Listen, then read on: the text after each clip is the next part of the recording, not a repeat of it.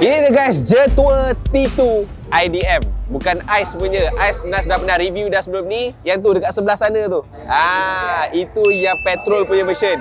Yang ini PHEV punya version. Jetua T2 ni kita semua tahu booking dia sangat tinggi. As of now untuk Ice punya version dah dekat 7,000 dah booking dia. Memang ramai gila orang suka sebabkan harga dia yang murah tapi design nampak macam Land Rover Defender macam tu. But now dekat Klims Auto Show 2026 di MyTech sekarang ni, dia preview model PHEV. Lagi jimat minyak, lagi power, boleh gerak lagi jauh Jetua T2 IDM. Dan harga dia pun tak banyak beza pun dengan Ice punya version tu. Itu yang bestnya dan buatkan saya dan rakan-rakan bidan lain surprise. Dan apa yang saya akan cerita dalam video ni berkenaan Jetua T2 IDM. Detail, luar, atas, bawah, dalam semua saya akan cerita dalam video ni. Tapi sebelum tu jangan lupa tekan dulu butang subscribe.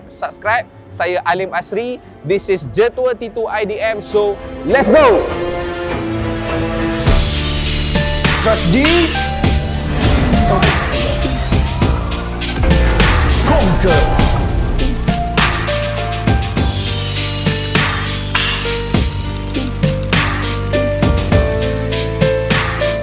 So, untuk Jetua T2 IDM ataupun PHEV punya version, kalau korang tengok dari segi styling kalau korang tengok sekali imbas, macam tak ada beza pun. Betul, styling dia lebih kurang sama sahaja. Tetapi perbezaan yang paling ketara sekali adalah dia punya powertrain yang saya akan cakap sebentar sahaja lagi. Untuk harga kereta ni, harga anggaran dia adalah RM169,000. Knowing Jetua ataupun company-company kereta China ni, confirm waktu dia launch nanti harga dia lagi murah. Dan kalau korang nak comparekan dengan Jetua T2 Ice tu, beza RM10,000 saja. Time dia launch, harga dia RM158,000. This one anggaran RM169,000. So definitely time launch saya boleh jangka RM165,000 ke bawah lah. PHEV punya version harga tak jauh dengan petrol. Memang insane lah cara dia main harga. Saya pun tak tahu macam mana company-company China ni buat sedemikian. Now, kalau kita tengok dekat grill dia, dekat bahagian depan dia, sama saja tulisan Jetua, dia punya front bumper, dia punya headlamp macam lampu macam Transformers ni, everything is exactly the same. Beza dia macam saya cakap tadi adalah dekat dia punya powertrain. Now, engine dia ada downgrade sikit sebenarnya. Kalau petrol punya version dia pakai 2.0 liter turbo. Untuk yang ni dia pakai 1.5 liter turbo. Tetapi dia digandingkan dengan 3-speed DHT punya transmission, dedicated hybrid transmission, yang menghasilkan 300 lebih horsepower dan 610 Nm of torque. Dia punya HP dan torque jauh lebih tinggi nak comparekan dengan petrol punya version. Kereta ni dia punya EV range saja kalau korang nak gerak dengan EV mode saja tanpa guna minyak, boleh gerak 100 km. Kalau combine output, combine total range minyak dengan elektrik, dia boleh pergi sejauh 1200 km. But that is still NEDC punya kiraan. Kalau WLTP kita belum tahu lagi. Banyak lagi spek-spek yang kita tak tahu lagi yang Jetua tak keluarkan. Tapi for now dia punya powertrain itulah angka dia, 1200 combine range, EV range 100 km. Korang bayangkan kalau korang punya jarak kerja dengan rumah tu 30 km pergi, 30 km balik, tak perlu nak isi minyak pun for how many months I don't know, sebab tak ada lagi dia punya detail lah. Kalau contoh macam Imas 7 PHEV, orang Proton dah pernah cakap maksimum 6 bulan. Jangan lebih pada tu lah. Lebih 6 bulan tu better gunalah dia punya minyak, sebab takut nanti minyak tu turun dia punya kualiti. Walaupun kereta ni bila kita tengok, dia nampak bulky, nampak tough kan, memang nampak macam pure off-roader. Kereta ni adalah front wheel drive. Itu sayangnya dia. Tetapi kalau korang yang jenis lebih kepada aesthetic wise, nak nampak cantik, nampak gah tapi tak bawa off-road sangat, then this is the car for you lah. Tapi kalau korang adalah true off-roader, this is not the car. Sebab lagi satu, kereta ni pun dia punya body monocoque, bukan leather frame macam Hilux ke those pickup trucks kan. Ini monocoque punya body. Kalau bawa pergi off-road yang lasak-lasak, mau patah banyak dia punya parts. Tapi untuk kelihatan, untuk aesthetic wise, untuk sedap mata memandang, kalau korang pentingkan itu, then this is the car for you. Dekat tepi dia ada perbezaan, tapi sebelum tu yang masih mengekalkan benda yang sama, dia masih lagi ada side step, ada roof rail. Side step dia memang sturdy gila lah. Ini Nas pun dah cakap kat video sebelum ni, side step dia memang kuat. Sebab kadang-kadang ada kereta yang side steps dia macam tak apa nak yakin sangat. Everything is the same. Dekat belah kiri tempat isi minyak, belah kanan dia punya charging port. Now, apa beza dia? Dekat dia punya tayar. Rim dia pun dia dah upgradekan kepada 20 inci dan tayar sekarang dia pakai tayar SUV. Dia masih sama pakai GT punya brand, tetapi kalau sebelum ni dia pakai tayar all terrain, sekarang tayar SUV. Apa yang upgrade ni, apa yang bagusnya? Kalau dari segi nak bawa jalan yang biasa, definitely ini akan jadi lebih senyap lah. Kalau nak comparekan dengan all terrain, tayar akan lagi bising sebab dia lebih kepada off-road. So dia pakai tayar SUV ni untuk pemanduan dekat jalan raya biasa, this is better lah.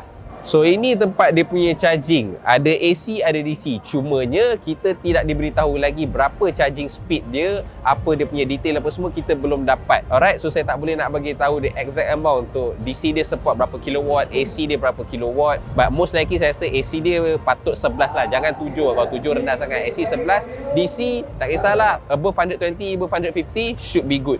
Now, untuk dia punya boot space okay, pintu dia tak ada power boot ke apalah. Tekan button, lepas tu tarik sendiri. So, untuk keluasan dia, bagi saya dia agak kecil sikit lah. Dalam brochure dia kata 500 liter lebih. Dan kalau full second seat dapat 1000 lebih. Tapi saya tak nampak dia macam 500 liter tau. Untuk sebuah SUV boxy macam ni, dia macam kecil sikit lah space dia sebenarnya. Tapi dia ada banyak lah kelengkapan. Dia ada power outlet, net ni kan untuk letak barang apa semua. Plus, macam dekat video saya cakap sebelum ni di platform TikTok, ada 2 cup holders dekat sini.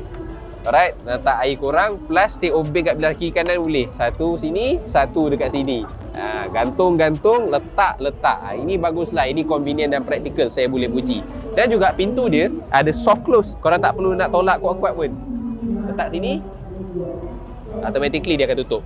Now, dekat bahagian dalam dia, dekat cabin dia, as you can see, lebih kurang sama saja ataupun exactly the same dengan J2 T2 petrol dia. Dia punya infotainment, dia punya steering, gear knob dia ni je lah yang mungkin nampak macam beza. Saya mungkin salah, mungkin sama je. Tapi untuk pemandangan saya sekarang macam extra sikit je dia punya crystal ni. Tapi yang betul-betul ada difference adalah dia punya rear mirror ni, rear view mirror. Kalau petrol punya hanyalah manual cara tradisional punya, yang ni ada auto dimming sekali untuk set korang punya pemandangan tu lebih jelas lah. Itu beza dia. Dia punya rear view mirror ni dengan T2 yang petrol ada beza sikit. Selain tu dia punya dashboard ada padding juga, bukanlah hard plastik. Dia ada juga padding sikit. Dia hard dekat door trim dia pun hard. Ada wireless charger, ada 2 cup holders. Dia punya driving mode still exactly the same dekat sini, XWD apa semua tu. Dia punya glove box, alright, untuk korang masuk barang. Tak ada ports dekat sini untuk korang charge phone. Dalam ni tak ada. Dekat bawah ada. Dekat belah saya ni ada Type C dan Type A. Belah kiri ada Type A dua-dua.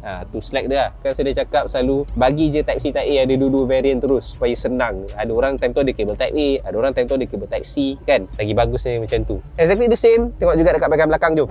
Right, dekat bahagian belakang dia masih sama. Lantai dia rata. Kalau Mazda CX-5 lantai pun masih ada bukit lagi. Lantai dia rata. So untuk leg punya space, leg room lah kan, better lah. Luas, headroom dia pun tinggi. Panoramic sunroof. Sunroof dia pun jenis yang saya suka. Dia memang straight depan sampai belakang, tak ada divider dekat tengah-tengah ni macam Mazda CX-5 yang baru ni. So dia dapat better view lah. Seat dia ada pocket dekat belah seat driver ni 1, 2, 3. Sama juga dengan passenger 1, 2, 3. Ada kereta yang saya tak ingat kereta apa hari tu, dia dapat dekat belah driver punya seat belakang ni je. Dekat passenger ni pocket dia satu kecil je. Yang ni dia bagi dia exactly the same. Other than that, macam saya cakap sebelum ni, pintu dia macam tank. Nampak macam kereta kebal.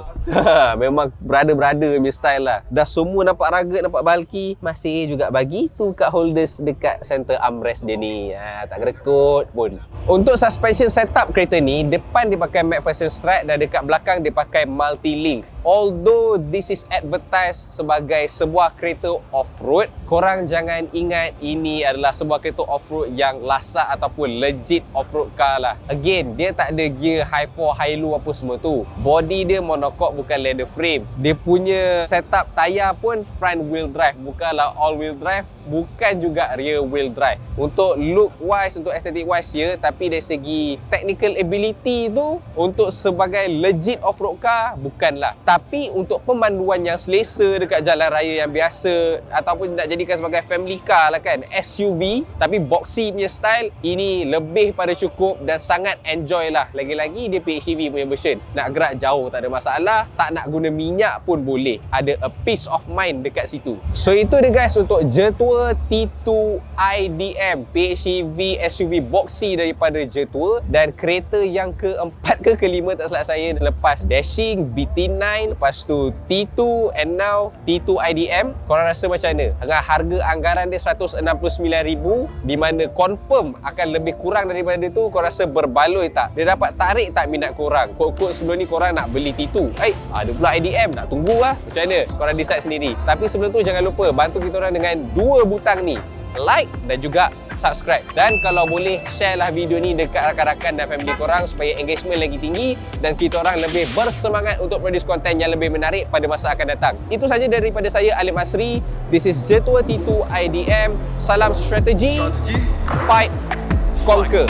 Assalamualaikum. Apa strategi? Nak buka membara when it's time to